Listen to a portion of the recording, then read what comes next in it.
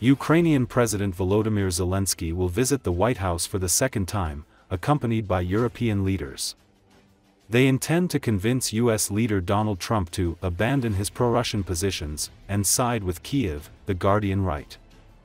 The publication recalls that Zelensky will be accompanied to Washington by British Prime Minister Keir Starmer, German Chancellor Friedrich Merz, French President Emmanuel Macron and European Commission President Ursula von der Leyen. Their task is to use their collective influence and personal connections with Trump to persuade him to reconsider his position on Ukraine. According to The Guardian, European leaders hope to remind Trump of the importance of the EU and the UK as the largest trading partners of the United States and the incompatibility of the Russian economy with the economies of Western countries. The very fact that European politicians quickly agreed to join Zelensky, according to The Guardian, indicates serious concerns about the consequences of the US-Russia summit. But experts say that Trump has closed the door to Ukraine's demands for NATO and Crimea, while Zelensky refuses to make concessions on the territorial issue. The Guardian says, emphasizing that the Ukrainian president could almost end the war if he wanted to, the US president dismissed the possibility of Ukraine joining NATO or taking back Crimea, which was occupied by Russia, the article emphasizes. In addition, Trump said in a statement on the Truth social media platform that Ukraine's accession to NATO and the return of Crimea, which Russia annexed in 2014, are out of the question. Arriving in Washington for the meeting late on Sunday, Zelensky said he hoped Ukraine's shared strength with the US and European counterparts would compel Russia to peace. "I am grateful to the President of the United States for the invitation. We all equally want to end this war swiftly and reliably," Zelensky posted on the Telegram messaging app. "And I hope that our shared strength with America and with our European friends will compel Russia to real peace." Recall, on August 15, a summit between Trump and Putin took place in Alaska. The head of the White House stated that no deal could be reached following the meeting, but the negotiations were assessed positively. But Trump accused the media of misrepresenting his great meeting in Alaska, an encounter widely seen as a victory for Putin and a humiliation for the US president. Trump claimed he had made big progress on Russia, without giving details. Ukrainian President Volodymyr Zelensky shared his views on security guarantees for Ukraine on Sunday, ahead of his meeting with the US President Donald Trump on Monday. According to Associated Press, Zelensky arrived in Brussels Sunday to participate in talks with the EU leaders. "A strong army is the only thing that can provide security guarantees. Only Ukraine can provide this," Zelensky said during a press conference with the President of EU Commission Ursula von der Leyen. "I believe that only Europe can provide funding for this army, and weapons for the army can be provided by our domestic production and European production, but there are some things that are in short supply and are only available in the United States of America," he added. "This, I believe, are security guarantees." Zelensky reiterated his preference that, given the importance of the territorial issue, it should be discussed only by the leaders of Ukraine and Russia and the trilateral Ukraine, United States, Russia. European and NATO leaders announced Sunday that they'll be joining President Volodymyr Zelensky in Washington for crucial talks with President Donald Trump, rallying around the Ukrainian leader after his exclusion from Trump's summit with Russian President Vladimir Putin. The remarkable move, with one European leader after another announcing that they'll be at Zelensky's side when he travels to the White House on Monday, was an apparent effort to ensure that the meeting goes better than the last one in February, when Trump berated the Ukrainian president in a heated Oval Office encounter.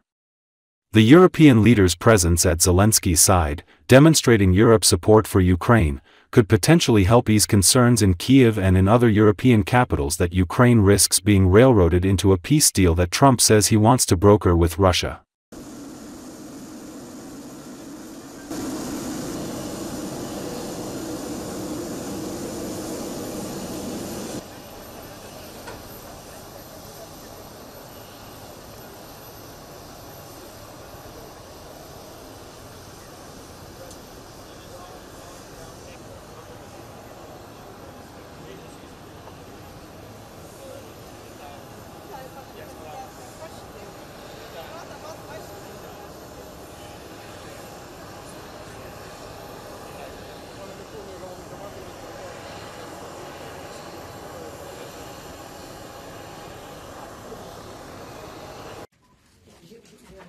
Thank you so much.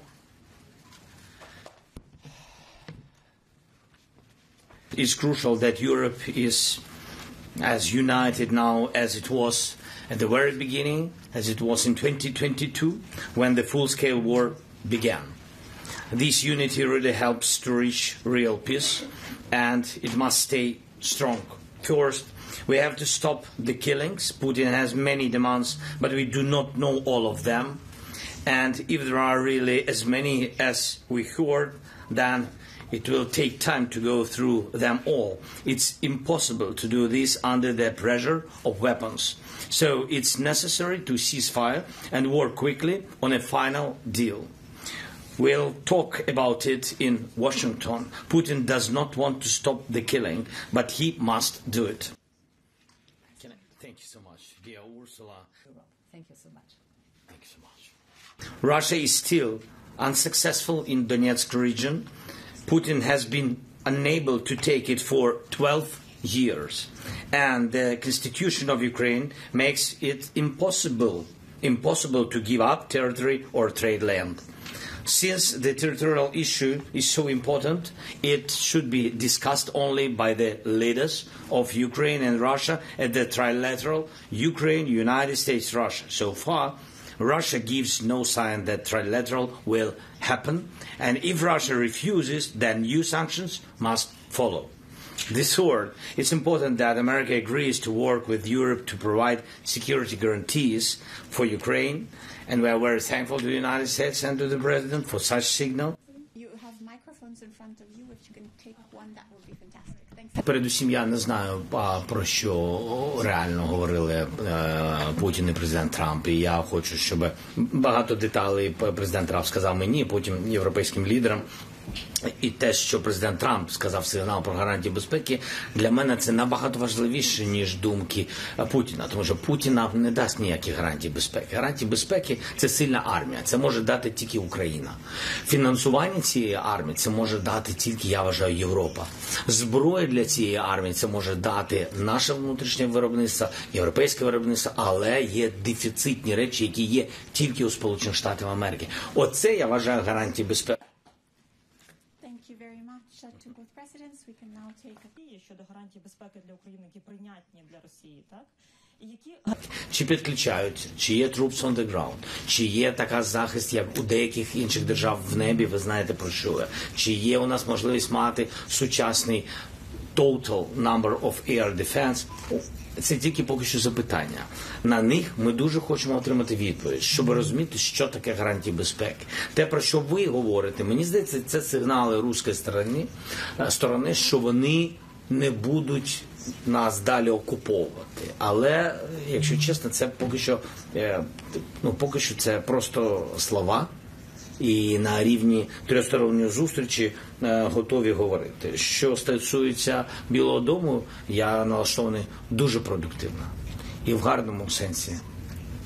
В усіх сенсах цього слова. now. Thank you. Thank you.